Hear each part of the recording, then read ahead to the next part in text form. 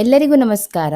ಇವತ್ತಿನ ವಿಡಿಯೋದಲ್ಲಿ ನಾನು ಕ್ರ್ಯಾಬ್ ಡ್ರೈ ರೋಸ್ಟ್ ಮಾಡ್ತಿದ್ದೇನೆ. ಅಂದ್ರೆ ಏಡಿ ಡ್ರೈ ರೋಸ್ಟ್ ಮಾಡ್ತಿದ್ದೇನೆ.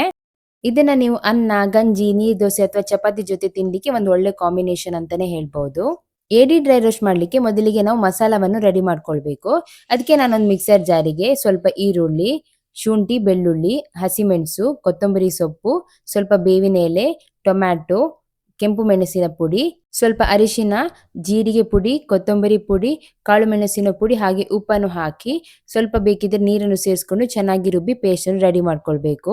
ಇವಾಗ ನಾವು ರುಬ್ಬಿರೋ ಮಸಾಲವನ್ನು ಚೆನ್ನಾಗಿ ತೊಳೆದು ಕ್ಲೀನ್ ಮಾಡಿಟ್ಟಿರುವ ಏಡಿಗೆ ಹಾಕಿ ಚೆನ್ನಾಗಿ ಮಿಕ್ಸ್ ಮಾಡಿ ಒಂದು 15ರಿಂದ 20 ನಿಮಿಷಗಳ ಕಾಲ ರೆಸ್ಟ್ ಮಾಡ್ಲಿಕ್ಕೆ ಸೈಡ್ ಅಲ್ಲಿ ಇಡ್ತೇನೆ. ಯಾಕಂದ್ರೆ ಅದು ಉಪ್ಪು ಖಾರ ಎಲ್ಲ ಚೆನ್ನಾಗಿ ಹೀರ್ಕೊಳ್ಬೇಕು.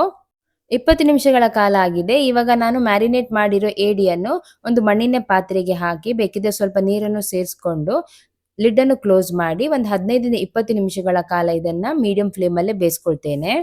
ಇವಾಗ 20 ನಿಮಿಷಗಳ ಕಾಲ ಆಗಿದೆ. ಏಡಿ ಸಹ ಚೆನ್ನಾಗಿ ಬೆಂದಿದೆ. ಇವಾಗ ನಾನು ಇದಕ್ಕೆ ಸ್ವಲ್ಪ ಬೇವಿನ ಎಲೆಯನ್ನು ಸೇರಿಸ್ಕೊಳ್ತಿದ್ದೇನೆ. ಬೇವಿನ ಎಲೆ ಹಾಕೋದ್ರಿಂದ ಅದರ ಪರಿಮಳ ಮತ್ತೆ ರುಚಿ ಇನ್ನಷ್ಟು ಹೆಚ್ಚಾಗ್ತದೆ. ಆದ್ದರಿಂದ ನಾನು ಸ್ವಲ್ಪ ಬೇವಿನ ಎಲೆ ಹಾಕ್ತೇನೆ. ನಿಮ್ಗೆ ಬೇಡ ಅಂದ್ರೆ ಸ್ಕಿಪ್ ಮಾಡ್ಬೋದು. ನಂತರ ಫ್ಲೇಮ್ ಅನ್ನು ಸ್ವಲ್ಪ ಹೈ ಇಟ್ಟು ಇದು ಡ್ರೈ ಆಗೋ ತನಕ ಅಥವಾ ಮಸಾಲೆ ಸ್ವಲ್ಪ ಗಟ್ಟಿ ಆಗೋ ತನಕ ಬೇಯಿಸ್ಕೊಂಡ್ರೆ ಸಿಂಪಲ್ ಹಾಗೆ ಡಿಲಿಷಿಯಸ್ ಆದ ಏಡಿ ಡ್ರೈ ರೋಸ್ಟ್ ರೆಡಿ ಆಗ್ತದೆ. ಈ ವಿಡಿಯೋ ನಿಮ್ಗೆ ಇಷ್ಟವಾಗಿದ್ರೆ ಲೈಕ್ ಮಾಡಿ ಹಾಗೆ ಫ್ಯಾಮಿಲಿ ಮತ್ತೆ ಫ್ರೆಂಡ್ಸ್ ಜೊತೆ ಶೇರ್ ಮಾಡೋದು ಮರಿಬೇಡಿ. ಹಾಗೆ ನೀವು ಏನಾದ್ರು ಟ್ರೈ ಮಾಡಿದ್ರೆ ಈ ರೆಸಿಪಿಯನ್ನ ಖಂಡಿತವಾಗಿ ಕಮೆಂಟ್ ಮಾಡಿ ತಿಳಿಸಿ ಹೇಗಾಗಿದೆ ಅಂತ. ಇನ್ನು ಹೆಚ್ಚಿನ ವಿಡಿಯೋಗೆ ನನ್ನ ಪೇಜ್ ಅನ್ನು ಫಾಲೋ ಮಾಡಿ. ಮುಂದಿನ ವಿಡಿಯೋದಲ್ಲಿ ಸಿಗೋಣ. ನಮಸ್ಕಾರ.